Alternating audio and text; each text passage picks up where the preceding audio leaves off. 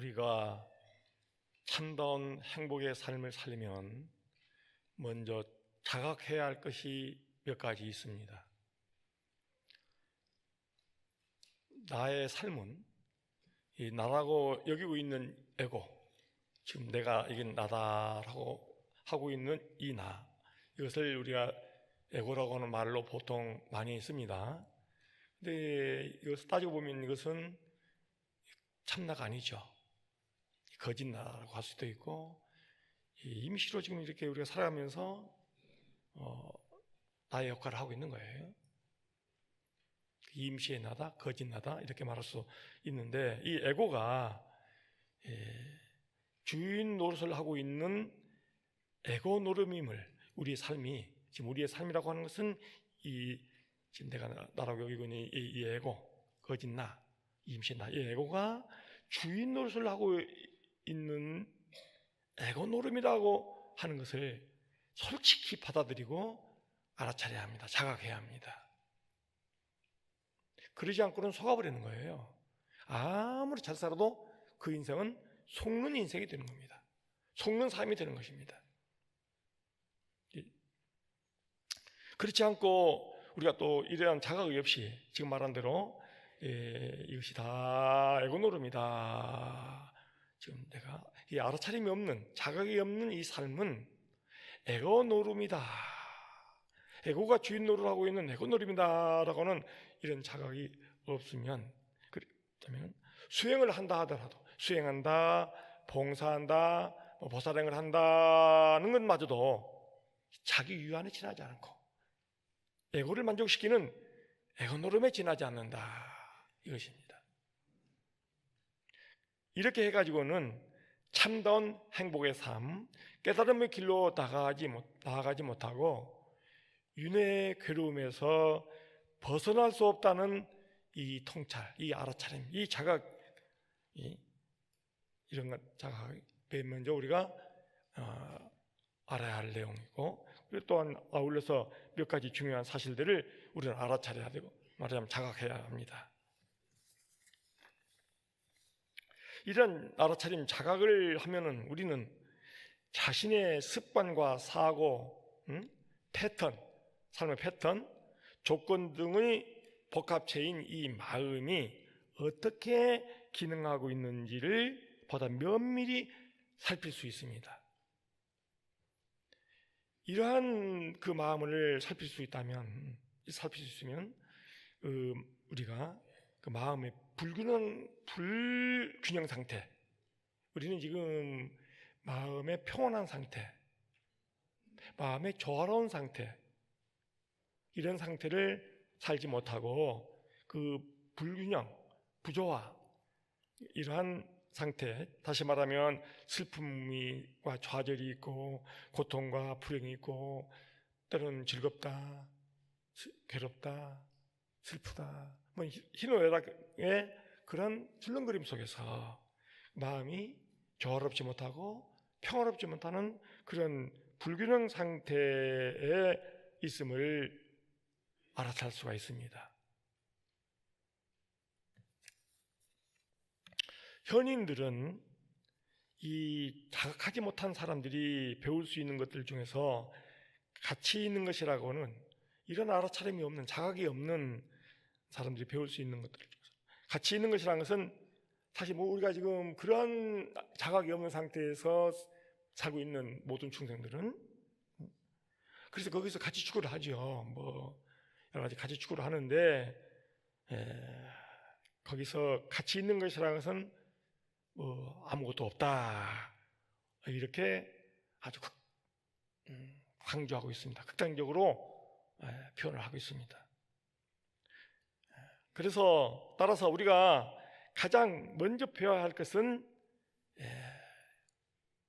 깨어있는 삶, 알아차림이 있는 삶, 자각이 있는 삶에 도달하는 방법이다. 그러니까 이게 말하자면 취생몽사로 살아봤자 그 취생몽사의 삶이라고는, 그 속에 같이 취생몽사의 삶이라고 하는 것은 꿈속에서 아무리 가치를 추구하고는 꿈이다, 이 말이에요. 말하자면 이 자각이 없는, 알아차림이 없는, 깨어있음이 없는 삶이라는 것은 꿈속의 삶과 같다. 한마디로 말하면 그런 내용이 되겠어요. 꿈에서 성공을 한들, 대통령이 된들 그런 꿈을 꾼다 이 말이에요. 재벌이 되는 꿈을 꾼다. 다만 굉장히 그런 화려한 꿈을 꾸지 않아요? 예를 들어 꿈인 줄 모르고 꿈속에 빠져 있는 한 그게 무슨 가치가 있느냐 이 말이에요. 그래서 이러한 깨어있기, 알아차림, 자각, 이것이 맨 먼저 우리한테 필요한 것이에요. 이런 알아차림, 깨어있음이 없는 삶은 필연적으로 우리가 탐욕과 분노와, 그러니까 깨어있음이 없는, 자각이 없는 삶이 그것은 문명의 삶이고 그것이 어리석은 삶이죠. 그런 어리석음을 통해서는 우리가 필연적으로 탐욕의 지배를 받고 탐욕으로 끌려다니고 탐욕의 반작용인 진심, 분노의 삶을 살지 않을 수가 없다 이런 얘기인데, 그래서 결국은 따지고 보면은 나를 잘못 알고 있는 그 착각이, 나를 잘못 알고 있는 착각이 바로 나를 잘못 알고 있는 자각이 없는 그 착각 속에서의 나를 우리는 에고라고 하잖아요.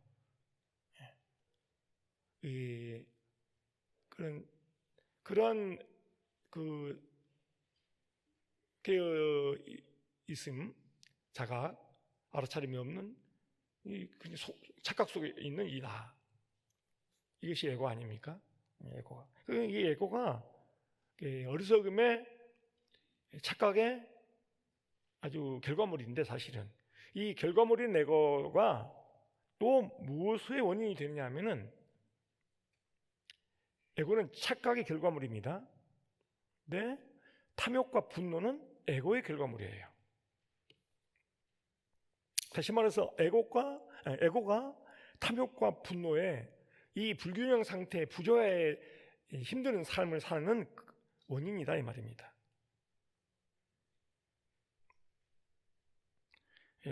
그래서 이 에고는 항상 우월감을 가지려고 해요. 교만한, 잘났다는 생각을 가지려고 해요. 때로는 또 그 반작용이 또 항상 있기 마련이에요. 잘났다 하다가는 못났다는 생각, 상대적으로 우월감과 그 1등감.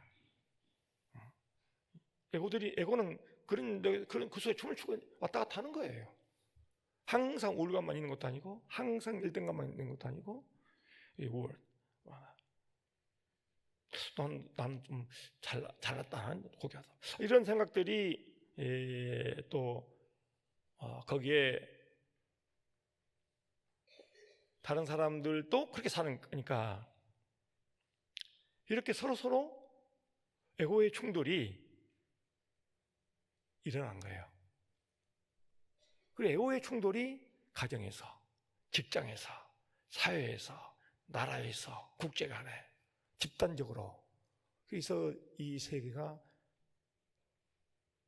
맨 먼저 나의 마음의 평화가 없어요. 에고가 주인이 되어 있기 때문에. 맨 먼저 살펴볼 것이 이 착각 속에 살고 있는 에고가 주인 노릇을 하고 있기 때문에 내 마음의 평화가 없다.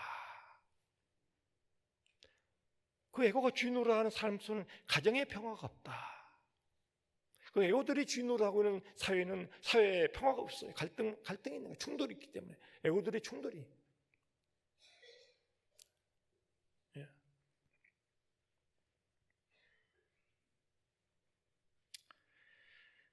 그리고 또 에고의 속성 가운데 하나는, 에고는요, 그렇기 때문에 에고는 관계 속에서 상대를 상처 주고 너도 상처받고 그런 운명을 갖고 있습니다.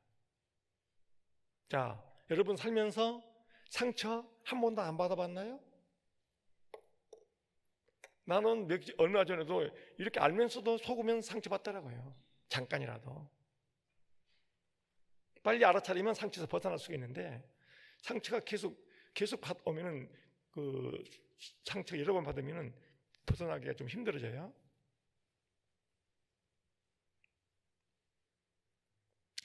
이 에고라는 놈은 남에게 상처도 주고 남에게 상처도 받고 그런 운명을 갖고 있다. 동의하십니까? 살아면서 그렇게 경험했습니까? 이거 맞는 얘기죠? 우리 삶 속에서. 상처란 거, 마음의 상처란 거요, 육체의 상처보다 더 이게 힘든 때가 있어요. 그래서 에고는 상처를 입을 운명을 타고 났어요. 그리고 이놈의 에고가, 다른 사람이 나한테 상처 주잖아요. 다른 사람 에고가 나 에고에 상처를 주고, 나의 에고가 다른 사람에게 상처를 주고, 그런 나의 입장에서 보는 나의 에고는 상처를 입을 운명을 갖고 있단 말이에요. 그 에고는 매우 취약한 거예요. 연약해. 아주 예민하고, 조금만 칭찬해줘도 금방 좋아하고, 조금만 나무라도 금방 힘들어하고, 그렇게 예민하다고요. 에고가 주인 노릇하면은 그렇게 예민하게 살 수밖에 없어요. 그래서 부다는 이렇게 말씀하셨습니다. 부처님께서는 이렇게 말씀하셨습니다. 에고를 놓아버리지 못하면 탐욕과 분노에서 벗어나지 못한다. 탐욕과 분노에서 해탈할 수가 없다. 해탈이라고 하는 것은 이제 부분적 해탈과 궁극적 해탈로 나눠버릴 수가 있는데, 궁극적 해탈은 무명이 완전히 멸진되어 버렸을 때, 착각이 사라져버렸을 때 이 말이죠. 근본적인 착각이 있습니다. 우리한테 근본적인 태생학적인 착각을 가지고 태어납니다. 우리가 태어날 때부터 착각 속에 태어나요. 이 근원적인 착각이에요. 그걸 무명이라고 그러죠. 이 근원적인 착각, 무명이 사라질 때 완전한 해탈이 이루어집니다. 그리고 이제 부분적인 착각들이 사라질 때 부분적으로 해탈의 삶이 생겨요. 탐욕으로부터 부분적인 해탈, 분노로부터 부분적인 해탈 등등 부분적인 별별 해탈들이 있어요. 예를 들어서 게임 중독이 된 사람은 게임 중독에서 벗어나면 거기서 하잖아요. 알코올 중독에서 이제 우리가 치료를 받아서 알코올 중독에서 벗어나면 그 알코올 중독에서의 부분적인 해탈이에요. 우리는 지금 어떻게 살아야 하냐면 부분적인 해탈을 해가면서 완전한 해탈을 해야 됩니다. 완전한 해탈을 하지 않는 한 윤회의 수레바퀴에서 못 벗어난다.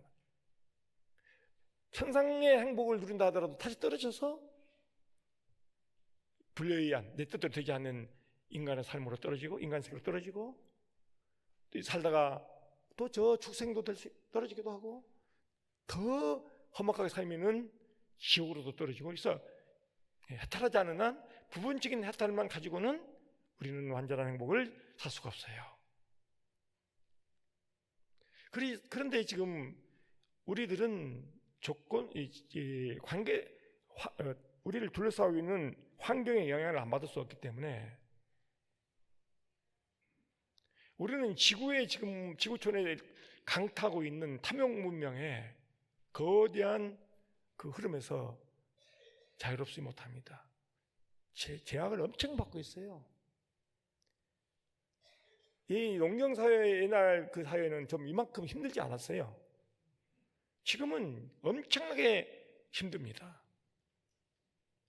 이 환경의 영향을 더욱 아주 밀접하게 받고 있어요. 우리는 지금 강렬하게 받고 있어요. TV를 통해서도 그런 것을 영향을 받고, 하여튼 우리는 지금 아주 그 자본주의의 그 잘못된 문명의 환경 속에서 살아야 하기 때문에 대한민국이 별 수 있습니까? 세계의 도도한 그 탐욕 문명의 흐름 속에서 어떻게 대한민국이 독자할 수 있습니까? 그 대한민국이라고는 지금 잘못된 흐름 속에서 불교 우리가 지금 불광이라고 하는데 어떻게 불광인들 한국 불교의 흐름 속에서 자유롭습니까? 한국 불교가 지금 비틀거리고 있는데, 비틀거린 정도가 아닙니다. 시커먼 내연 속에 있어요. 불광이 한국 불교의 시커먼 내연을 어떻게 자유로울 수 있습니까?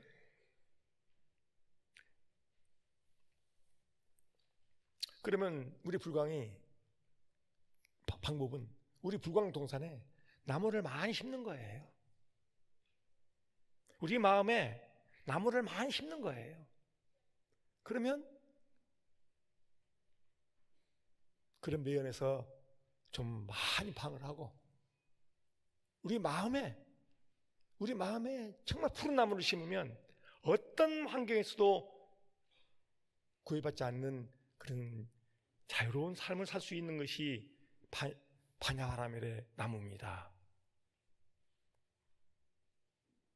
우리는 지금 내면에 그 푸른 나무를 심지도 못하고 불광동산에 푸른 나무를 가꾸지도 못하고 살기 때문에 어쩔 수 없이 이러한 흐름 속에 벗어날 수가 없다. 좀 하려고 해봤자 과거의 습성 때문에, 게으름 때문에, 자, 하려고는 하려고는 그 마음의 흐름 속에서, 큰 수행의 그 바른 흐름 속에서, 왜 승가에 귀화한다, 승가의 귀화에 의해 우리가 삼보에 귀화한다고 하는 것은 이러한 깨달음의 삶, 파냐바라멜의 삶, 뭐는 그 흐름에 들어간단 말이거든요.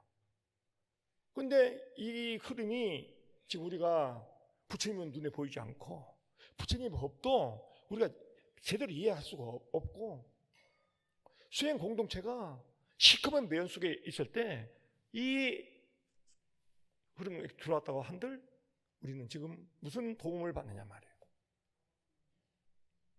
그러니까 바람직한 수행 공동체가 강력한 비전을 가지고, 아니 뚜렷한 비전을 가지고 강력한 리더십을 가지고 그 목표를 향해서 부처님께서 말씀하신, 우리 불광으로 말하면 광덕법주님께서 말씀하신 그 방향으로 함께 갈 때 우리가 함께 잘 갈 수 있지. 나 혼자 힘으로는 나 자신이 갖고 있는 한계가 너무 많은 거야. 여러 가지 한계 속에 살고 있어요. 게을르기도 하고 잠을 많이 자고 싶기도 하고 그 욕망이 나를 지배하고 있어요, 다들. 그래서 수행이 별로 진전이 없고 불교를 만난 보람도 없이 이 수행을 마감할 수 있는, 한국 불교는 대단히 불행한 그런 역사를 만들어가고 있습니다. 불교에 믿으면 우리는 해탈의 길로 가야 되는 거예요. 이것이 우리가 불교를 만난 영광이요 보람인 것이야. 불법보다 더 위대한 법은 없어요. 불법만큼 해탈의 길로 하는 완벽한 것은 사실 없습니다. 다른 종교들은 조금 미흡해요. 그래서 우리는 불법 만나는 참 영광과 기쁨과 환희 속에서 살아야 되는 것인데, 무상심심비묘 백천만급 난조 아금문견 득수지 원해열의 진실이 그 마음으로 살아야 되는데, 우리는 지금 가치가 불법에 대한 가치보다는 세상의 가치 속에 살아요. 세상에 돈 많이 벌어야 되고 향 더 많이 즐겨야 되고 많이 놀아야 되고, 인간 몸 받기 너무너무 어렵다고 했습니다. 부처님 법 만나기가 너무너무 어렵다고 했습니다. 백천만급 나온조로까지 하지 않았습니까? 부처님이 정법 만나는 것은, 한국 불교는 우리 다 부처님 법 만나지 않았어요? 한국 불교의 부처님의 정법 요소가 너무 우리가 정말 절실하게 해야만 한국 불교 속에서 부처님 정법의 요소를 발견할 수 있어요. 전부 다 매연가스라. 전부 다가 아니라 그냥 매연가스 속에 파묻혀 있어요 지금.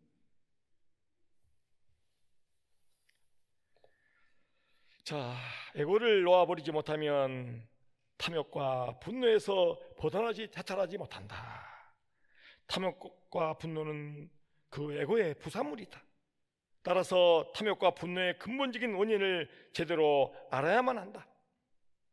하지만 우리 범부의 마음은 너무나도 어지러워서 무엇이 원인이고 무엇이 결과인지조차도 구별하지 못하면서 지금 착각 속에서 살아가고 있단 말이에요.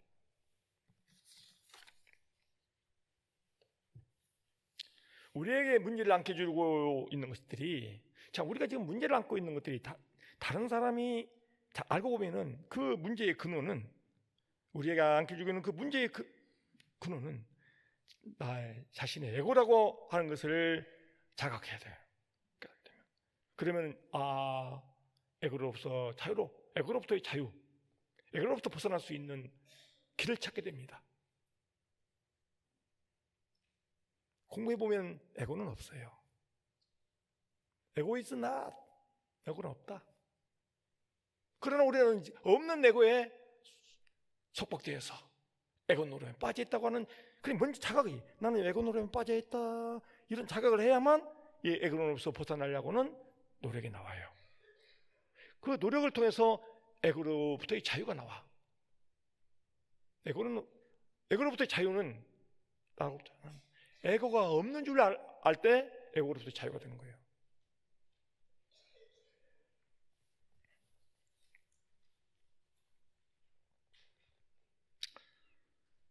그래서 우리를 불행하게 만든 근원이 에고라는 놈이라고 하는 것을 사무치게 자각하면 누구도 그 불행의 원인인 에고를 붙잡으려고 하지 않습니다.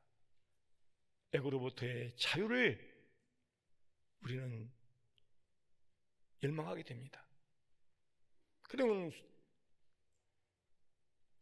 사실 기독교도 그런 내용이 좀 들어있어요. 주님의 영광을 위하여 이 나를 다 바친다. 주님의 영광을 위하여 나를 다 바친다. 그 나는 에고를 말한 겁니다. 그래서 기독교 신앙은 좀 강렬하지 않아요. 초점이 좀 모아져 있고. 그래서 기독교인들 가운데 에고를 많이 비워버리는 사람들이 나옵니다. 이 불교에서는 에고의 정체를 정확하게 밝혀놨어요. 그리고 따져 들어가 보면은 온 개공, 반야심경의 첫머리가 바로 관자재보살 행심반야 바람을 따시 조견 온 개공 도일체 고액이라. 도일체 고액이 뭐예요? 일체의 고난과 재난과 해서 모든 불행에서 고통과 전에서 해탈해 삽니다. 어떻게 하니까? 온이라고는 내가 알고 있는 나라고 하는 놈이 실체가 있는 것이 아니구나. 내 몸과 마음이라고는 내가 나라고 하는 이 몸과 마음이라고 하는 것들이 망상덩어리지 이것이 실체가 있는 것이 아니다. 온이라고 하는 것은 내가 나라가 내 몸, 내 마음이라고 하는 것들이 공한 것이로구나. 공하면 아무것도 없는 뿐이 아니라 험한 것이 사라지면 그 자리가 진실만 있는 거예요. 진실만. 마하바냐 바람이라는 그 진실만 있어요. 이따 마하바냐 바람 얘기 좀 잠깐 하겠지만 우리는 마하바냐 말 단어만 알지 개념만 알지 마하바냐 말을 감을 전혀 못 잡고 있습니다.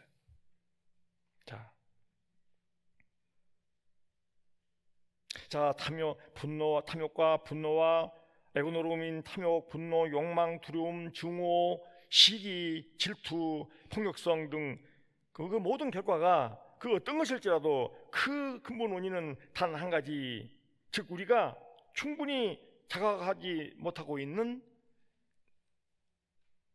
자기의 정체를 알지 못하고 있는 오온이 공하다고 자각하지 못한 내가 알고 있는 나를 주인으로 삼고 살고 있는 에고노름이라고 하는 것. 탐욕과 분노는 결과입니다. 에고의 결과고 탐욕과 분노의 원인은 에고이기 때문에 내면으로 깊이 들어가서 그만 제가 아까 말씀드린 살펴 들어가 보면 에고마저도 지켜보면 에고 또한 착각의 결과라고 하는 놀라운 사실을 발견하게 됩니다. 에고란 놈은 자각 없음, 결과이다 이 말이야. 착각의 결과다. 다시 말해서 착각, 자각 없음이 에고 근원이다 이 말입니다. 탐욕과 욕망과 분노와 시기, 소유욕 등 모든 부정적인 결과를 면밀히 살펴보면 그 근원은 항상 알고 보면은 내가 자각이 없는 착각을 그것을 반야의 지혜로 꿰뚫어 보는 자각 없음인 우리가 알게 됩니다. 착각 속에 살고 있다고 하는 것을 알게 된다는 말이에요. 자, 지금 우리가 착각으로 살고 있다고 하는 생각을 하고 있습니까? 그런 생각 안 하고 살잖아요. 그러니까 먼저 해야 할 일이 난 착각하고 있다. 해야만 착각의 병이 떨어져. 착각은 사실조차 모르면 착각의 병이 떨어질 수가 없어요.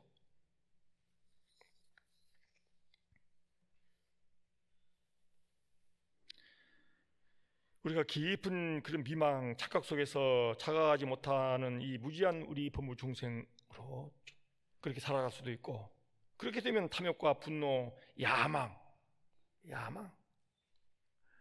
야망으로 살아서 야망이 성취된다 한들 중생 노름이고 에고 노름이다 말이야. 우리 그러한 삶을 우리는 살아갈 것이고, 그렇지 않을 또 우리가 이 착각을 착각이다라고 알아차리면 그렇게 살지 않을 수도 있는 것입니다. 그래서 우리가 이 알아차림, 착각을 알아차리는 거, 착각이다. 우리는 착각 속에 있다. 이런 것은 자각이 우리 도약을 가져오는 것입니다. 도약을.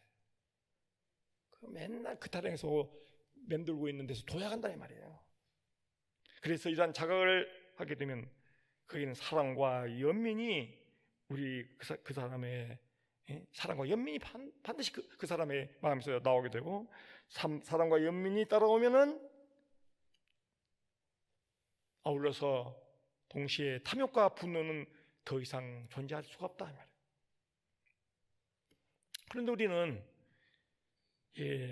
착각을 통해서 자기를 집착하는 그 집착에서 쉽게 벗어날 수가 없습니다.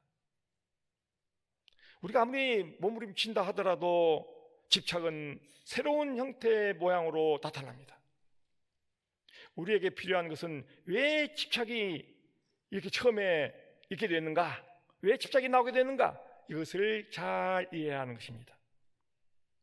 그러면 집착에 대한 보다 근원적인 원인을 파악할 수가 있습니다. 분명한 것 중에 하나는 우리가 이놈을 에고를 나라고 하다 보면 마음속에 공허감이 항상 존재한다는 것입니다. 내가 알고 있는 나를 나로 삼고 살고 있는 한 공허감이 항상 내면에 자리 잡고 있다는 것입니다. 우리가 참 나라고 표현될 수 있는 참나면은 어떤 실체로서 참나가 아니죠. 그러니까 이 참나는 우리가 하도 이 거짓말 집착하니까 거짓말을 대치시키기 위해서 참나라는 이제 그 지시어를 만들어낸 건데, 이제 비유를 드리면은 참나는 바다에 비유를 든다면 우리들이 알고 있는 에고는 거짓말은 파도에다 항상 비유가 되잖아요. 파도. 근데 파도가 바다인 줄 모르는 상태에서 살 때는 파도는 항상 부족감을 느끼고 고감을 느끼고 이렇게 에고로 할 수밖에 없다는 내용입니다. 자, 또 우리 살아보면 말이죠, 이러한 자기 집착이 모든 불행의 근원이며 우리 마음은 항상 집착하는 경향성을 갖고 있어서 어떤 것에서 탁탁 달라붙고 있다고 하는 것을 경험적으로 우리가 느꼈을 거예요. 그렇죠? 그래서 이런 집착이 우리에게 행복을 빼앗아갑니다. 또 진정한 우리 자신으로부터 멀어지게 하는 것이 이 에고의 이 자아에 대한 집착이에요. 다에 대한 집착. 우리는 자신이 집착하는 것이면 무엇이든지 말이야, 거기에다 초점을 맞추게 돼 있어요. 집착하니까 그냥 아둥바둥 그쪽으로 매달려 간다. 막 그대로 쏠려. 그래서 우리는 집착의 대상, 즐거움의 대상, 이 즐거움이라도 그 즐거움이 진정한 상락아정의 그 진정한 열반 해탈의 그런 정멸락이 아니라 집착에서 오는, 내가 집착하는 것이 조금 만족될 때 느끼는 그런 즐거움, 그런 즐거움의 대상인, 자, 우리가 그런 대상이 뭐예요? 돈이고 명예고 또 어떤 좋은 사람을 또 권력이고 등 수천 가지 여러 가지 대상에 집착하면서 우리는 거기서 집착에 빠져버렸기 때문에 자각할 수 있는 또 기회를 놓쳐버리는 거예요. 그래서 우리는 지금 깊은 수렁에 빠져 있어요. 깊은 수렁에 빠져서 길을 잃었어요. 이것을 자각해야 됩니다. 지금 잘 살고 있는 게 아닙니다. 우리가 이것을, 우리는 환자예요. 환자인 줄 알아야만 치료할 거 아닙니까? 그러면 환자인 줄 알면 암과 동시에 우리는 본래 건강하다는 그것까지 함께 알아야 돼요. 우리는 본래 영원한 건강한 사람인데 착각 속에서 지금 착각 노름에서 지금 병들어 있어. 고통에 막 바이러스가 막 우글거리는 그런 환자다 말이에요. 환자. 이 환자라고 하는 자각을 해야만 병을 나으려고는 치료가 뒤따른다 이 말이에요. 우린 지금 환자인지도 모르고 살아요. 단 환자임을 남과 동시에 반드시 그보다 환자는, 내 환자 노릇 하고 있는 것은, 병들어서 괴롭게 병이 들어있는 것은 착각의 바이러스지, 나는 이 착각의 그는 떼어버리면 영원한 건강, 영원히 건강하게 살 수 있는 건강의 삶을 산다 이 말이에요. 그러니 먼저 하려면 어떻게 해야 되겠어요? 나는 환자다는 것을 알아야 돼요. 그렇지 않고 지금 정상인 줄 알고 살고 있는데 이게 정상이 아닙니다. 우리가 정상이 아니에요. 부처님 지혜의 눈으로 볼 때 정상이 아닌 것이에요. 이 범부 중생은 지혜의 눈으로 볼 때 정상이 아닌 것이 범부 중생이에요.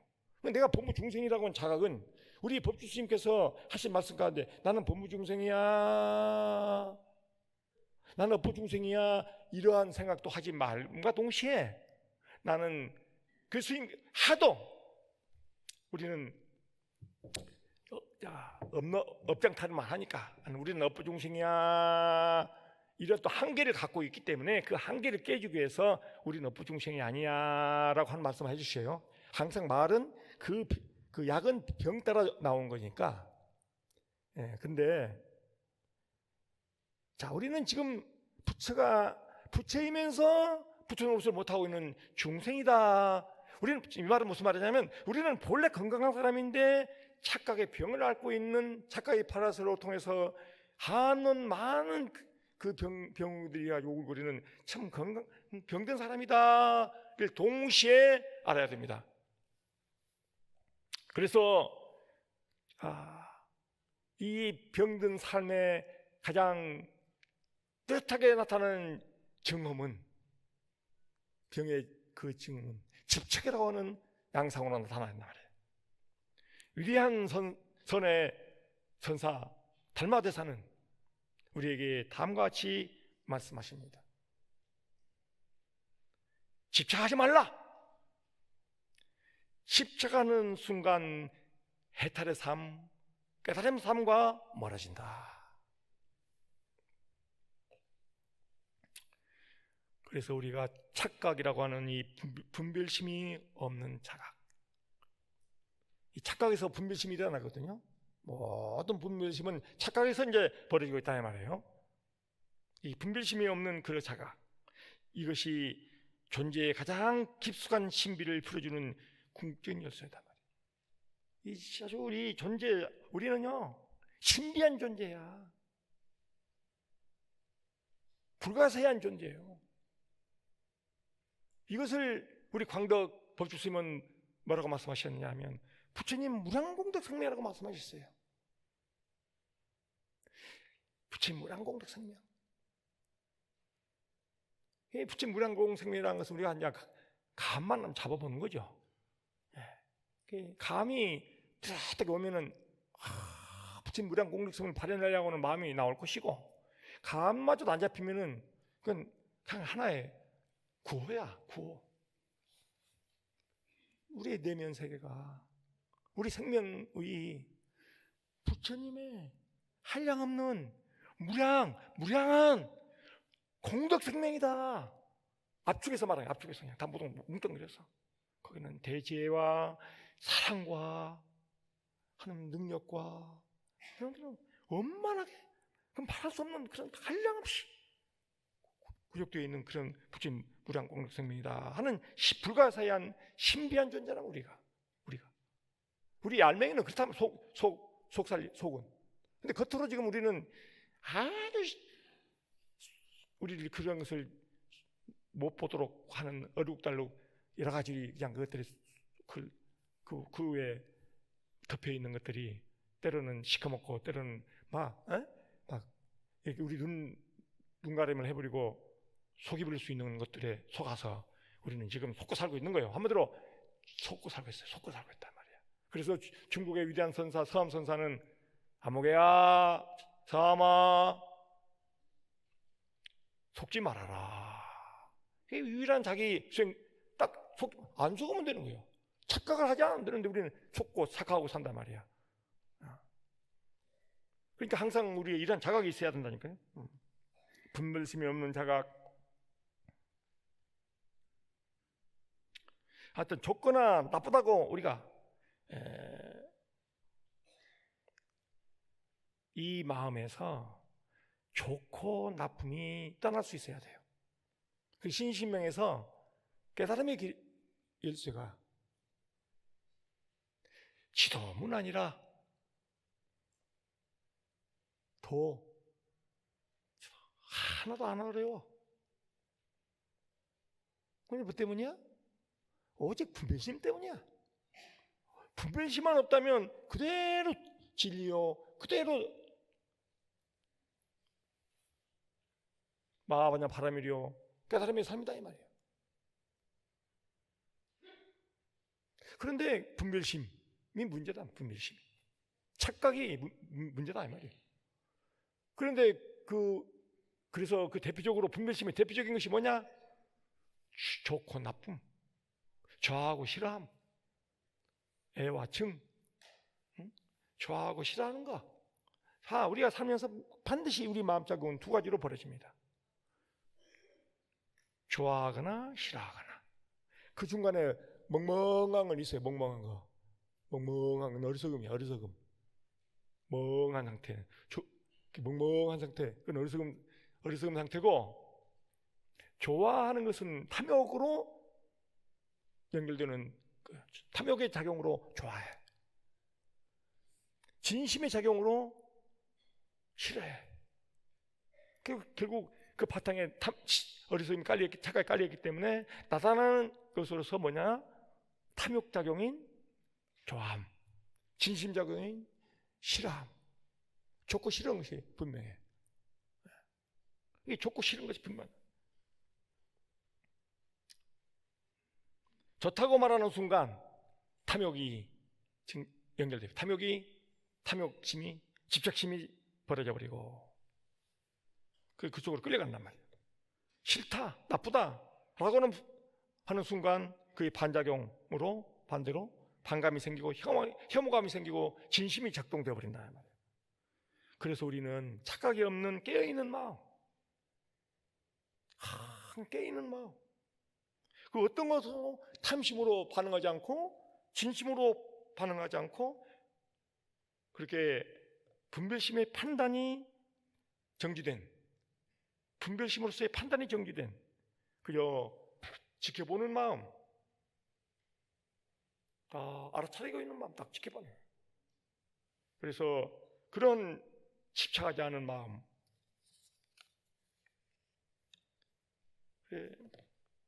그렇게 다 끌려가지 않고, 거기에 대상에 끌려가지 않고 더 지켜보는 그 마음으로 보면, 그러면은 있는 그대로 보여요. 좋아하지도 않고요, 싫어하지도 않게 해요. 그러면서 정확하게 말이에요. 금강경 도로로 말하면 음무소주 위생기심의 작용이 작동된단 말이에요. 그래서 가장 지혜롭게, 가장 정확하게 있는 그대로 실제를 파악하면서 그냥 그런 삶을 바냐바라밀 삶이다 이런 거예요. 바냐바라밀이다. 바냐바라밀이다. 바냐바라밀 구호로 되는 거 절대 아니라는 것.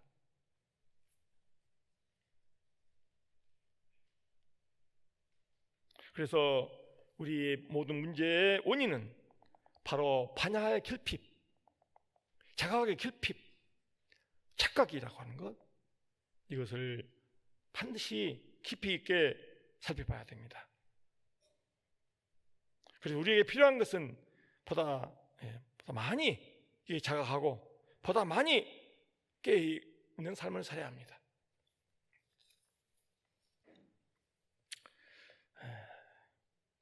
그래서 또 이제 이걸 정리하자면, 이제 먼저 또 정리해가면 크게 두 가지를 정리하면서 또 두 가지 처방전이 나옵니다. 크게 두 가지. 내가 알고 있는 마음, 내가 마음이라고 하는 마음이라고 하는 이 마음은 어떤 마음이냐? 인연 따라, 조건 따라, 경계 따라 생멸하는 마음이다. 우리들이 이 마음 하는 이 마음은 인연 따라, 조건 따라, 경계 따라 생멸하는 마음이랍니다. 생멸하는 마음. 그것을 우리는 분별심이라고 합니다. 분별심. 이 분별심이 두 가지가 있는데, 착각으로 일어나는 분별심과 지혜로 일어나는 분별심이 있어요. 근데 그 지혜로 일어나는 분별심을 이 앞에 말과 혼돈을 안 갖기 위해서 지혜로 일어나오는 마음 작용은 착각 속에서 대상 따라, 인연 따라, 조건 따라 일어나는 생멸하는 마음은 분별심이라고 하는데, 이 분별심은 오차가 많습니다. 분별심이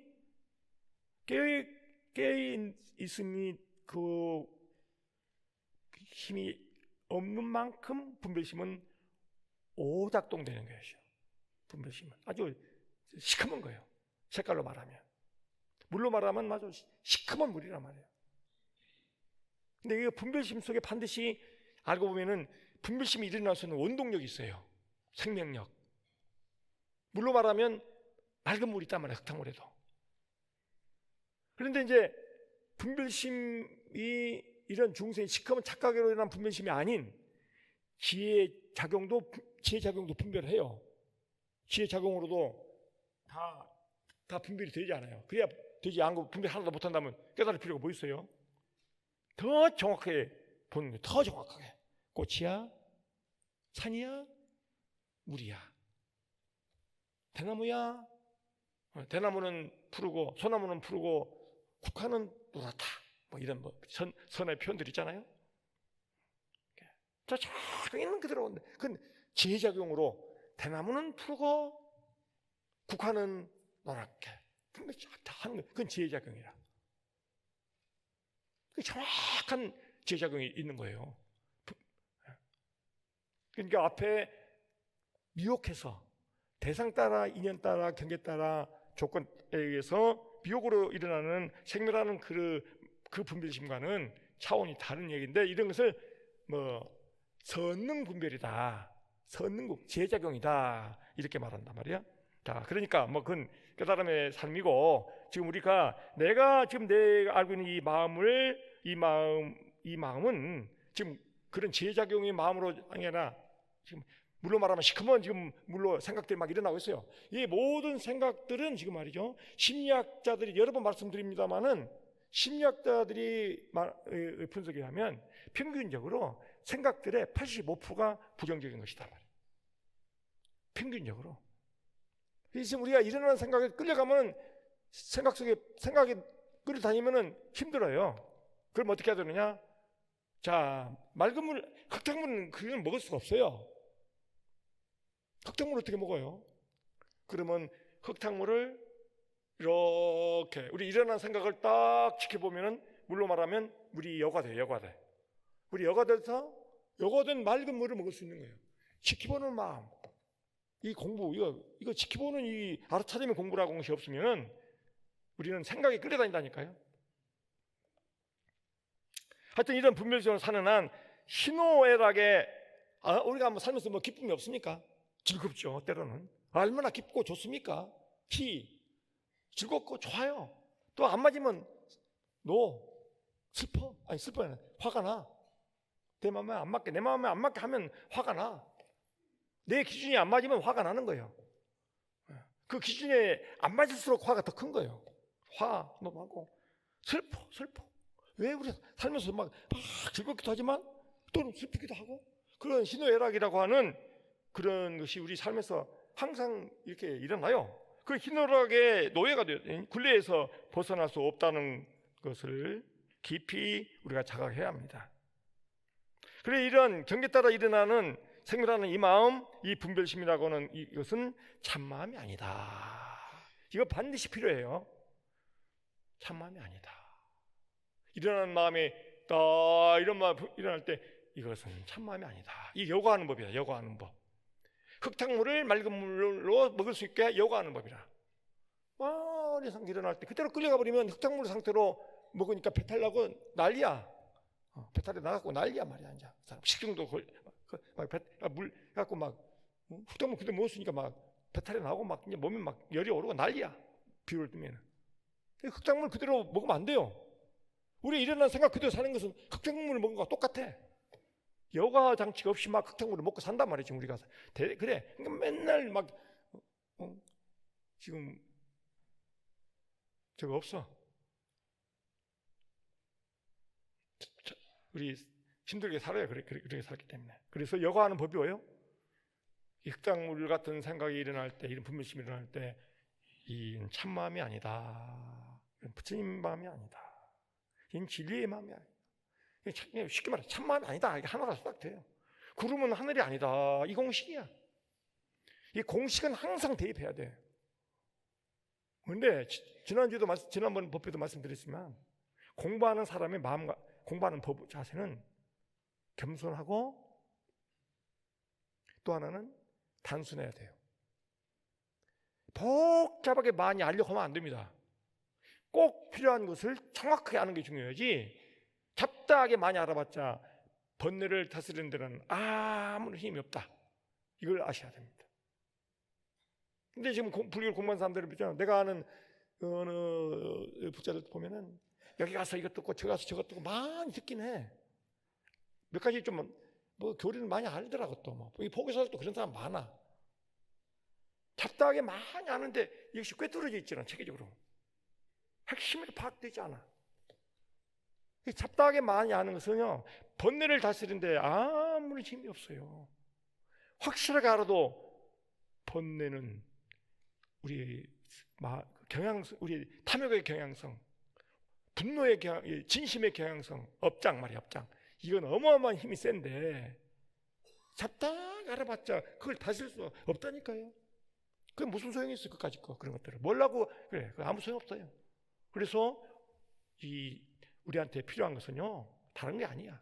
탐진치를 다스리는 꼭 필요한 체계적으로 핵심 있게 알아서 반복적으로 치료하려면 말이야 반복적으로 해야 돼. 반복적으로 병을 낫기 위해서 의사가 해준 대로 운동요법, 규칙적으로 운동요법, 식이요법, 약을 규칙적으로 잘 먹고 그 증세가 가라앉으면 다른 약을 또 먹고 그 증세가 나을 때까지는 그 약을 똑같이 계속 먹어. 규칙적으로. 그래야 낫잖아요. 법문 한번 들었다고 약을 한번 먹었다고 병 낫지 않은 것처럼 법문 한번 들었다고 우리 무명의 병이 착 나와버린다면 얼마나 좋겠어요. 단 하나의 좋은 예가 있어. 어떤 게냐? 정말로 깨달은 위대한 깨달음의 에너지가 있는 그런 분 앞에 가서 내가 그동안에 공부했던 그 모든 한 번 들음과 동시에 왕창 그냥 병이 나을 수 있는 그런 케이스는 있긴 있어. 그러면 어떠냐면 그런 인연이 만나죠. 그런 인연. 내가 수없이 자기 준비가 안 된 사람은요, 아무리 좋은 말 해도 절대 반응이 없어요. 될 수가 없어. 준비가 됐어야 돼, 내가. 얼마 초하루 날 내가 도순사 가서 초하루 법회를 하면서 청담 큰 스님한테 그때 기도 100일 기도 하다가 용희 엄마라는 사람이 100일 기도로 3,000배씩 하는데 한 90일쯤 남겨놓고 지금 90쯤 거의 지금 뭐 3,000배로 한 90일쯤 했으니까 뭐 기도 성취가 될 것 같은 이라던데 뭐 기미가 안 보여. 기도 성취할 수 있는 기미가 안 보여. 3,000배씩 90일 했는데 기미가 안 보이는 거야. 기도 성취 기미가 안 보여. 그래서 청담 교수님한테 쭉 하니까 한마디 그냥 탁 찔러줬어. 너는 보살은 너무 떵떵거려. 집에서 남편한테 떵떵거리고 시어머니한테 떵떵거리고 자식들한테 떵떵거려. 기도한답시고 기도에 상을 내가지고 떵떵거려. 우리 가족을 위해서 내가 3,000배를 하는데 어머니 어머니 가세요. 남편은 내가 당신을 위해서 이렇게 3,000배씩 기도하는데 뭐 그래 떵떵거려. 그렇게 살 기도 안 된다. 기도를 통해서 자기가 비워지는 것이다. 기도를 통해서 에고가 녹아나는 것이다. 그래서 느끼는 것은 오직 감사요. 은혜 속에 사는 그 삶에 은혜 속에 살고 있는 삶이 보이는 것이다. 너는 그렇게 떵떵거리고 감사할 줄 모르는 것 때문에 기도 성취하기 어려워.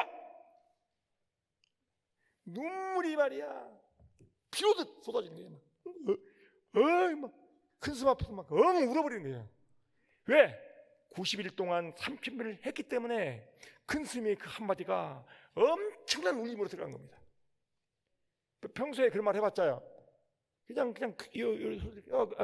그런가 보네요. 제가 좀 그런 것 같습니다.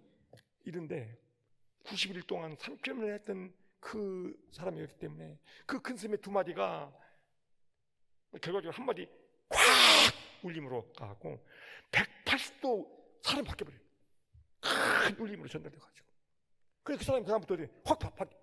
얼마나 겸손하고 감사하고 남편을 부처님처럼 시어머님을 부처님처럼 모든 사람들을 부처님처럼 감사하고 책을 딱 비워버리는 사람이 살아. 그러니까 100일 기도가 되는 날 그냥 촥 나머지 열흘 동안 일주일 동안 그렇게 기도를 했어. 정말 원하는 모든 소원이 다 성취되어 버렸어요. 이런 경우가 있긴 있어요. 큰 스님 말 한마디에 쾅 하고 울린단 말이에요. 이건 깨달은 건 아니지만은 울림이 있다. 울림. 평소에 수행을 해야만 울림이 들어가. 이 용희 엄마가 3,000배씩 90일 했기 때문에 청담 큰 스님의 한두 마디 그 말씀이 너는 몇 가지 아까 말했 탁 하니까 엄청난 울림으로 이 사람의 내면이 확 바꿔가지고 겸허하고 겸손하고 사람들을 존경하고 받들고 감사하면서 사는 기적이 정말 그런 삶이 벌어진 거예요. 준비가 안 되면 큰 스님이 부처님이 말씀해줘도 울림이 안 와. 아무튼 꾸준히 우리가 이 공식에 다음에 두 번째 또 우리가 더 중요한 뭐냐면 그러면 지금 말이야 이것은 참마음이 아니다. 일어나는 모든 생각이 어떤 참마음이 아니다. 마바냐 바람이 아니다. 그러면 자 여러분들 진심으로 정말로 진정으로 그럼 무엇이 참마음인가? 도대체 무엇이 마바냐 바람인가? 그렇게 정확하게 자기한테 물어봤어요. 자 마바냐 바람 뭐가 마바냐 바람이냐? 참마음. 그럼 무엇이 정말 참마음이란 말이야? 그렇게 자기한테 간직하게 물어야 돼요. 진실하게. 그러면 우리가 알고 있는 것은 참마음이라는 단어, 개념, 마하바냐마라는 개념 속에 살고 있지. 지금 무엇이 마하바냐 바람인지 한 번도 돌이켜보지 않고 그냥 마하바냐 바람이야. 기계적으로, 관념적으로. 변화가 없다 이 말이야. 변화가. 왜 그 용의 엄마가 감사하란 말을 뭐 안 들었겠어? 살면서 감사하라 이 말 안 들었겠어요? 청장 교수님이 그 순간에 너는 감사한 마음이 없어. 감사한다고 말은 하지만 진정한 감사한 마음으로 안 살고 있잖아. 아니 우리가 평소에 왜 감사하게 살아라 이런 말 수없이 듣겠지. 그런데 거기서 정말로 감사하나? 감사? 그래서 말해 감사? 나는 감사하게 살지 못했구나. 나는 겉으로는 감사했지만 정말 속으로 감사하게 못 살았구나. 나는 너무 떵떵거리고 살았고 잘난 척하고 그렇게 나 중심으로 살았지. 정말로 진짜 가정을 위해서 기도한다면서 어머니를 부처님처럼, 남편을 부처님처럼 말로만 그렇지 진정으로 그렇게 안 살았구나. 뼈저린 자기 통찰을 통해서 삶이 변화가 왔다 이 말이에요. 마하바냐 바라밀 입으로만 백날 해봤자, 감사하야 입으로 백날 말해봤자, 자 뭐야 진정한 정말 참마음이 무엇이 정말 참마음이야? 무엇이 정말 마하바냐 바라밀이야? 간절하게 묻지 않은 한 겉도는 거예요. 겉돌아. 그래 겉도르기 때문에 진전이 없잖아요. 삶 수행의 진전이.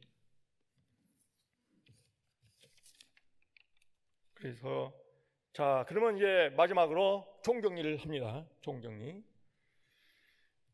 여기는 여기서 가서 읽어보세요. 제가 말하는 내용이 이 속에 다 들었으니까 종합해서 말하는데 우리는 수행에 크게 두 종류가 있습니다. 두 방향이 있습니다.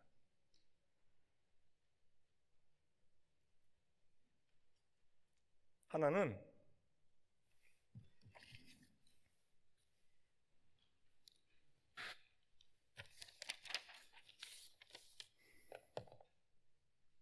참마음, 바냐바람이 아닌 구름 차원의 마음, 분별심. 이 분별심, 구름 차원의 마음을 비워버리는 수행. 이 어떤 수행의 방법을 통해서도 이 마음을 비워버리는, 이 분별 비우는 수행이, 이 수행에는 이걸 비우는 측면이 있어요. 비우는 측면. 그걸 나는 기호로 이렇게 표현합니다. X, 수학의 용어로 X. 우리 마음 가운데 수많은 X들이 들어있어. 분별심의 X들이. 그런 X는 제로. X는 제로화 시켜요. 반야의 눈으로 보면은 모든 분별심의 X들은, 수학의 X 있잖아. X1, X2, 모든 분별심들은 반야의 눈으로 보면은 사실은 원래 공한 거야. 그러니까 이런 반야의 눈이 뜰 때 동시적으로 여러 가지 함께 작동돼야 되는데 이 분별심들을 다시 말하면 구름 차원의 그 마음, 우리 마음에는 분명히 구름 차원의 마음과 하늘 차원의 마음이 있다는 것을 착 알아야 돼요. 이 구름 차원의 마음은 비우는 그런 수행이 있어요. 네?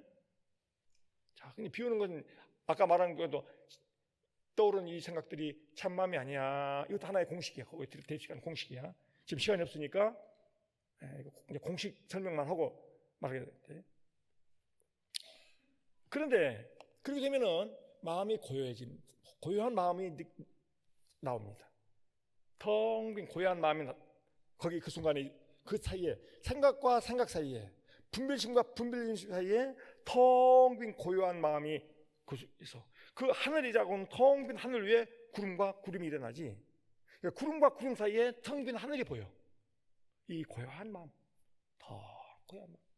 이런 바탕이 자꾸 접속될 만큼 비우기가 쉬워진 거야. 비우기가 쉬워져요. 이런 마음이 접속될 만큼 또 비워야 접속이 되는 거야. 이런 공식, 이 공식을 정확히 알고 공식을 정확히 적용시켜야 돼. 수학 문제도 공식 모르면 못 풀어. 과학도 공리를 모르면 수학 문제 공식 모르면 못 풀어요. 공식도 모르고 뭐 수행에도 공식이 있다니까요. 수행에도 수학에 반드시 공식이 있듯이 그러한 고요함, 텅 빈 고요한 참마음 접속이 됩니다. 비울 만큼.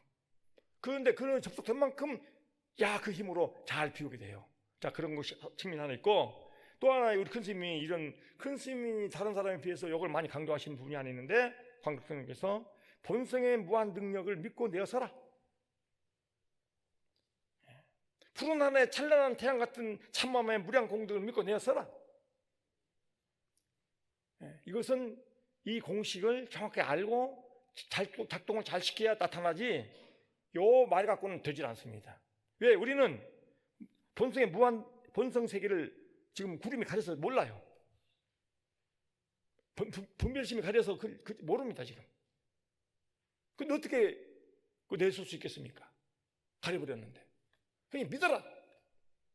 참마음의 위력을 믿어라. 마하반야 바람이라는 그 불가사의한 그 세계를 믿어라. 내 생명 부처님 무량 공덕 생명이라는 믿어라. 믿고 이제 내어쓴다 하는데, 그 내어쓰는 것이 일본, 제가 아까 X=제로라고 하는 그런 수행 공식에 동시에 함께 해야 돼요. 큰 스님도 항상 그 두 가지를 함께 말씀하셨어. 내어쓰라고 하면 이 앞에 것이 안 되면 뒤에 것이 안 돼요. 자, 내쓰는데 그 내쓰는 그 수행의 기초에 내쓴다면 무엇보다 우리가 내쓴다는 말 가운데 뭐냐면은 서로 이해하고 용서하는 마음을 내써야 돼요. 좀 용서하자. 자기 자신도 용서해야 돼요.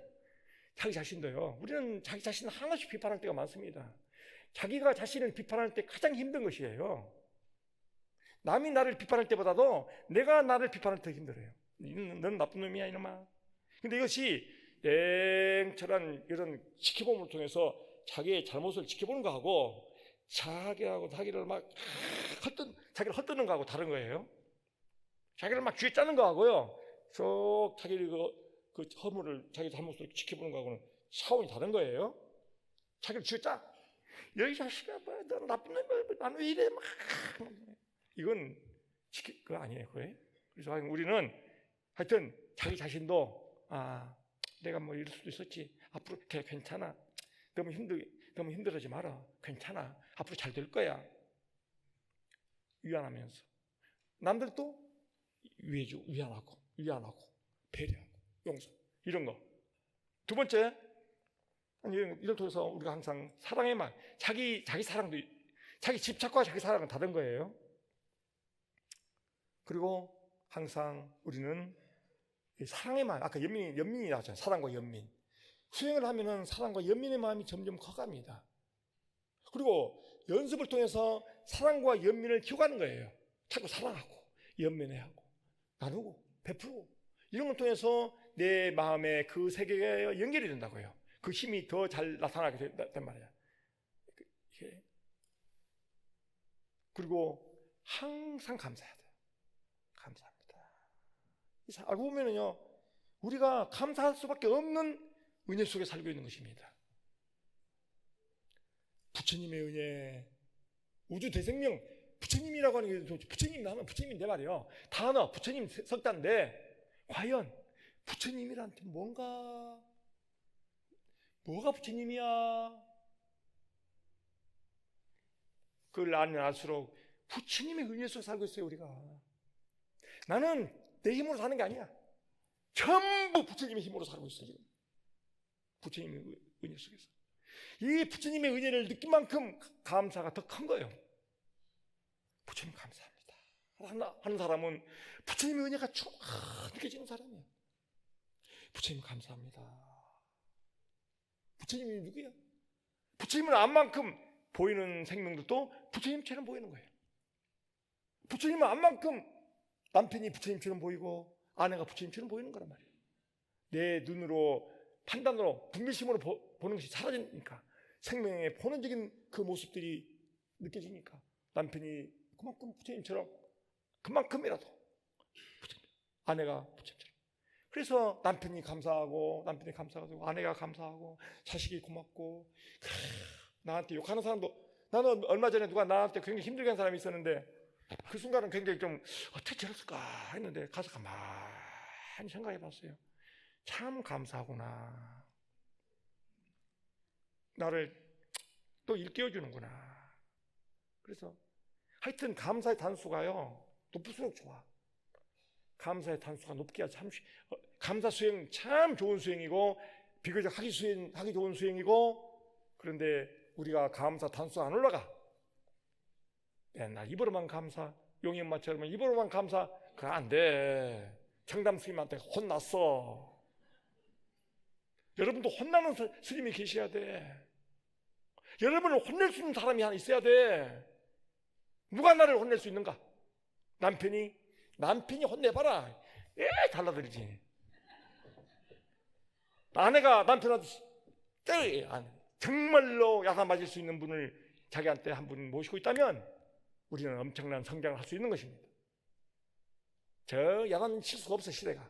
근데 야단도요 적절하게 쳐야 되거든. 그러면 그분의 지혜야. 그 때에 맞춰서 척 야단도 치고. 그래서 우리 에고가 팍팍 녹아요. 에고는 절대 너무너무 교활해서 자기 에고가 자기 에고를 못 죽인다는 사실.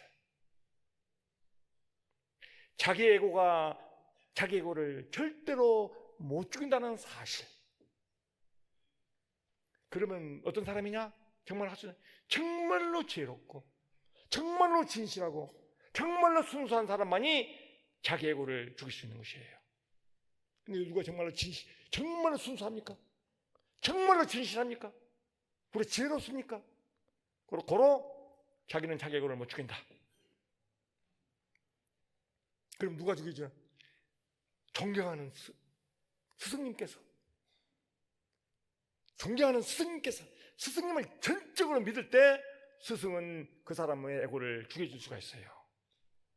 청담 스님이 그 용의 엄마의 에고를 팍 쳐버렸어. 성철 스님, 위대한 성철 스님께서는 상자들이고 재벌들이고 국회의원이고 에고 덩어리들 여절시 박살내는 분이에요. 성철 스님이라는 그 큰 영적인 힘이 있기 때문에 국회의원들, 장병순인가 누군가 그때 국회의장은 국회의사당의 부의장이고 별 4개짜리가 왔어. 별 4개는 군대 가서 별 4개고 그 별 4개 저 일주문에 저쪽 걸고 3,000배 해. 이러한 분이 요새 안 계셔요. 전부 다 야합해버려. 전부 다 비유 맞춰버려. 비유 맞추니까 에고가 죽을 수가 있나요? 에고가 더 강화되고 있는. 에고가 우리는 강화되면서 살고 있습니다. 우리의 에고를 깨질 수 있는 도반이 있다면 그 도반은 정말 아름다운 도반, 훌륭한 도반, 위대한 도반이고 나의 에고를 깨질 수 있는 스승이 있다면 정말 존경하는 스님이기 때문에 가능한 것이란 말이에요. 자, 정말 나와 스스로 모든 삶 속에서 나의 에고를 비우고 깰 수 있다면 그 사람은 어떻게 살아야 되느냐? 진실하게 살아야 되고 순수하고 진실하고 간절하게 정말 지혜롭게 가장 지혜로울 때 자기 스스로 에고를 비우면서 살아갈 수 있는 에고를 비운 만큼 부처님의 에고의 구름이 벗겨진 만큼 자 구름은 실체가 없어 사실 알고 보면은 그러니까 에고를 비운 그 지혜를 좀 알아야 돼요. 에고를 비우려고 하면 에고가 쏟아서는 안 돼. 에고의 속성을 깨뜨려 버려야 돼. 그 동시 세 가지 공식이 작동되면 에고가 쉽게 무너집니다. 자, 우리 이렇게 해서 청정심이 참마음엔 청정심이 우리의 참마음이고 그때그때 일어나는 이 분별심은 구름 같은 상황 때 일어나는 구름 같은 마음이라고 해서 그런 분별심에 속지 말고 이렇게 해서 우리가 반야바람의 수행을 잘하는 진실한 불자가 됩시다.